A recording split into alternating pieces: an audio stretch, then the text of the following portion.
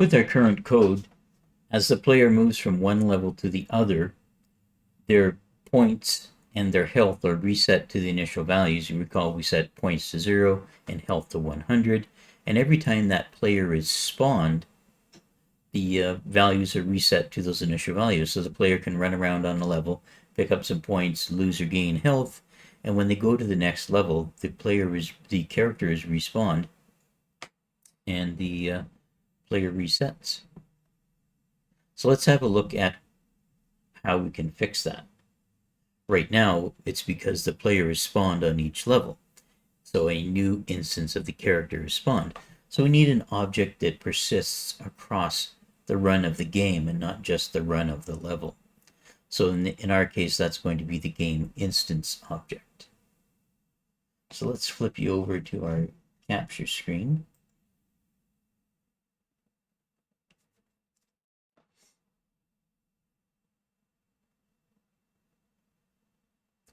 So you recall that we're printing the score in the upper left corner here, and we're using a very not nice way to do it right now. We're using a tick event. We're going to fix that probably right after reading week. So let's just have a quick look at it to demonstrate the problem. You can see here my score is being displayed in yellow, points 0, health 100.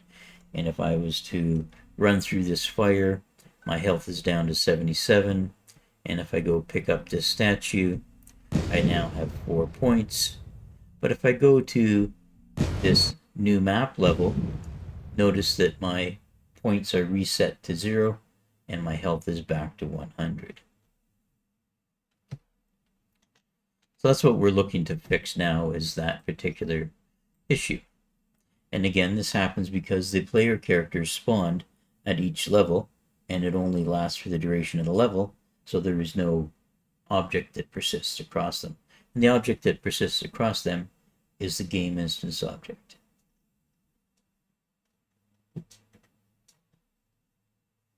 Okay. So let's look at how to create a game instance object, and it's a blueprint of types. So we're going to store it in our blueprint folder, so my content, blueprints, and we're going to create a new game instance object in here. Excuse me. Okay, so let's create our new game instance object. And we're going to create a new blueprint class, and we're going to look under all classes, and we're going to search game instance. And we're just going to pick the first game instance object here. Full game instance object, say select, and it basically creates a blueprint here called the new blueprint, and we're going to call it my game instance. Something that we can identify easily. Now, before we do anything else, we have to remember to tell our game, our running game, to be using this game instance and not the default one that's part of the template. So in order to do that, we're going to go up to Edit, Project Settings, and under Maps and Modes, you can pick the default game instance right here, which is right now BP third person game instance. And we're just going to scroll down and find, game instance down here is game, that was game mode.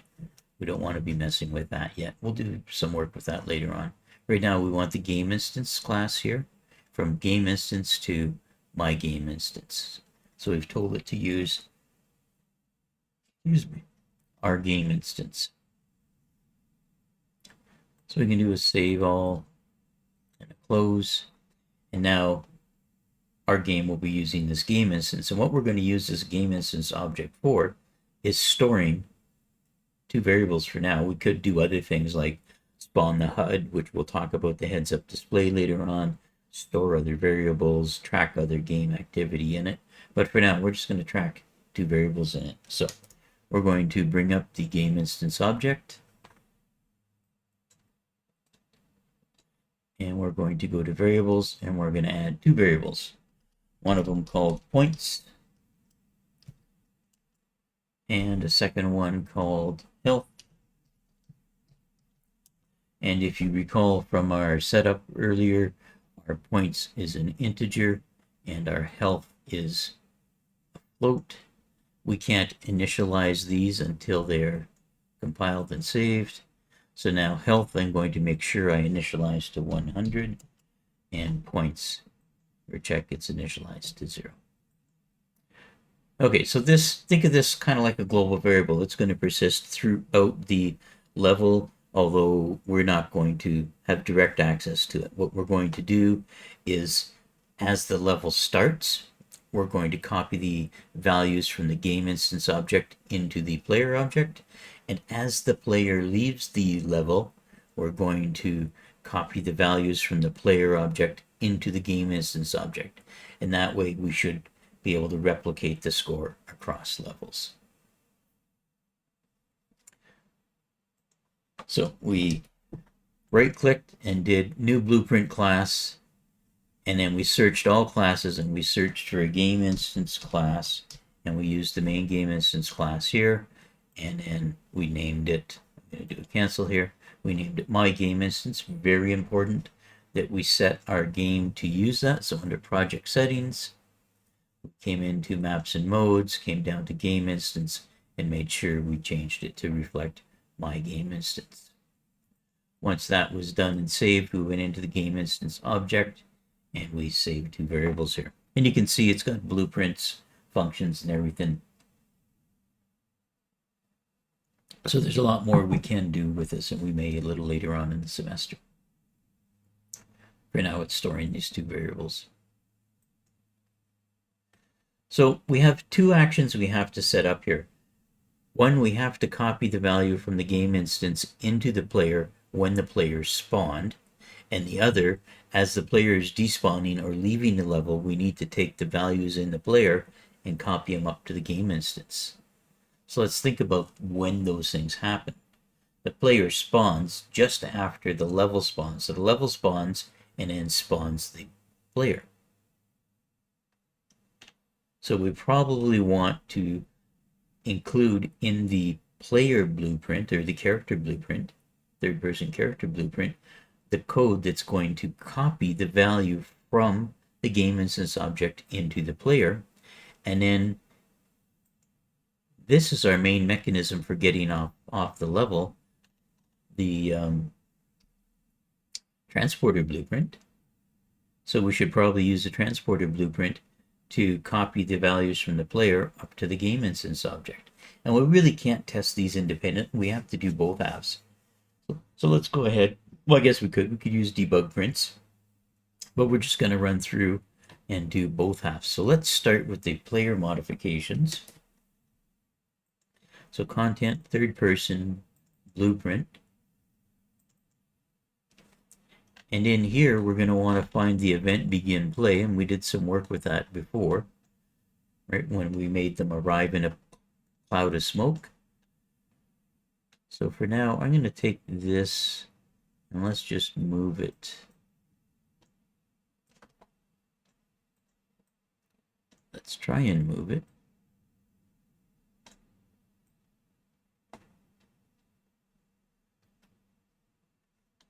So I just moved it so there's a little more room here while we're doing this recording. So event begin play, and this is when the player arrives in the puff of smoke.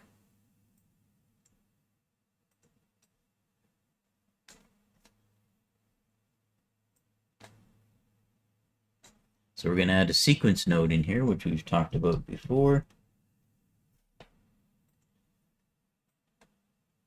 So the then 0 pin is going to go up and still do the puff of smoke thing for us. But we're going to use the then 1 pin, and this is where we're going to copy our players, copy the score from the game instance object down to the player. And this is why it was very important that we set the health to 100, because if we have logic in our player that says when health is 0, end the game, if we copy 0 from the game object into the player, the game would end. So we made sure to initialize health to 100, and then we can go ahead with this. So we're going to drag out from here, and we're going to cast to my game instance. and we'll need to get the running game instance. So get game instance.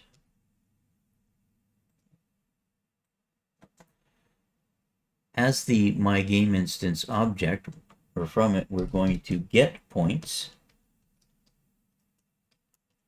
And if we wanted to get the health as well, we could say get health in this same action here. And what do we want to do with these? Well, we want to write them into the player. So we're going to cast to the third person character.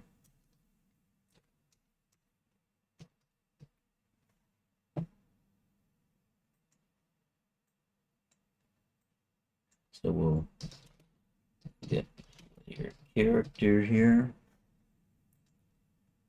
And then as the third person character, we're going to set points.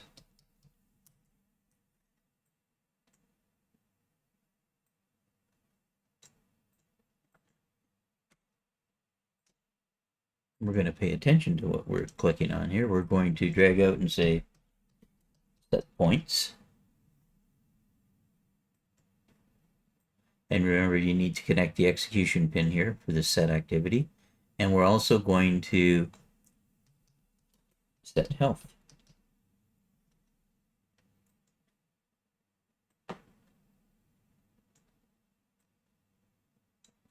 So if we connect the points that we got from the game instance object and input them into the player object points, and then the same here for health, we're going to set that into the player health.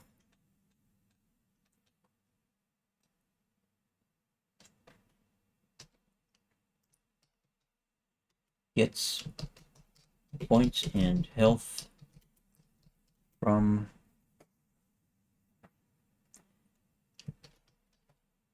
in this case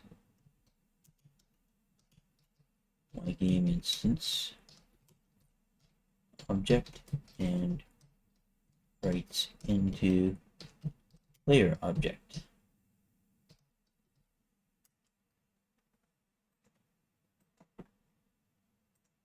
So compile it, no errors, saved it. And if we run it, what do we expect here? We really expect no difference because we started when the player was spawned, we looked at the game instance object and we copied those values in. And you can see there's 0 and 100. And if we wanted to see that they were working, we could open the game instance object under my content, blueprints, my game instance. And if I was to initialize health to 123, for example, compile it and save. Now when we play, you can see the player health is 123. So our little code here copied the value from the game instance object and wrote it into the player object, and then our player code is just displaying that value. So back here, we're going to set this back to 100.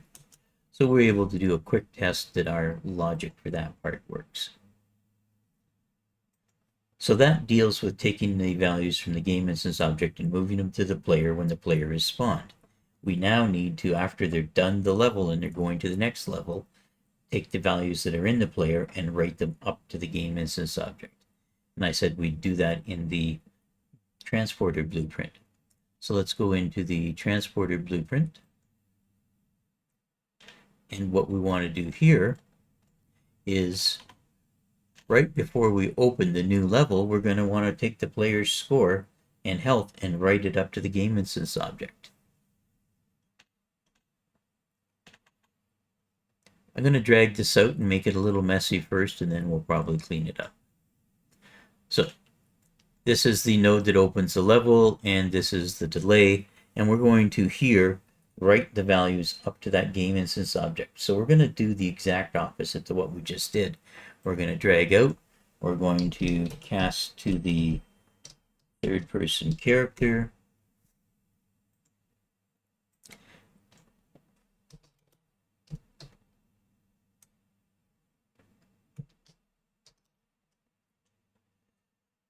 I want to get player character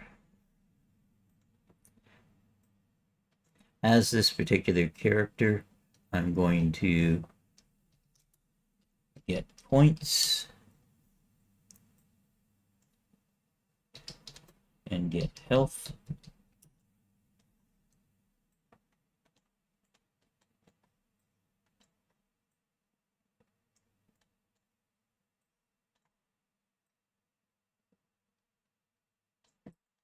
So here we're going to now cast to the my game instance object.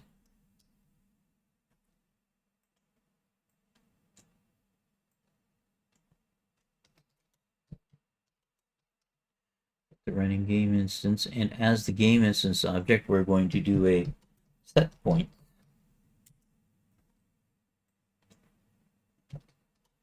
And set health. Remember, these are set nodes, so don't forget to connect the execution pin.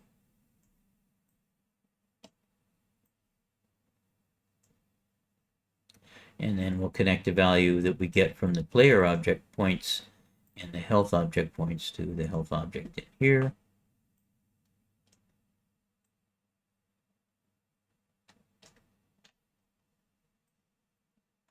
So if this works, it copies player objects,